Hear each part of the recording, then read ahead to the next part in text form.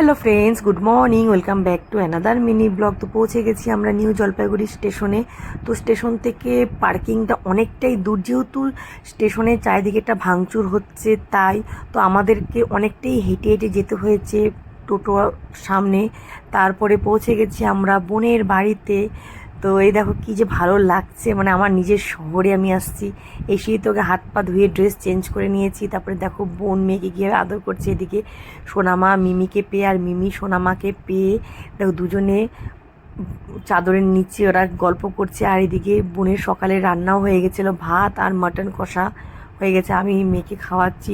কালকে সারা রাত ঘুম হয়নি আমার, না মেয়ের, না দিবাকরের, না মার। এই যে এখন মেয়ে ঘুম, দিবাকর চলে যাচ্ছে, মেয়েকে আদর করে গেল। দিবাকরের মনটাও খারাপ হয়ে গেছে, তো মেয়েকে ছেড়ে যাচ্ছে। তাই তো দিবাকর যাবে হচ্ছে এখন কাঞ্চনজঙ্ঘা এক্সপ্রেস ট্রেনেও রিজার্ভেশন হয়েছে। তো যাওয়ার আগে আমাকে বলছে মেয়েকে দেখে রেখো, সাবধানে মেরো না। তাহলে চলো আজকে সারাদিনের মিনি ব্লগ তোমাদের কেমন লেগেছে অবশ্যই জানা।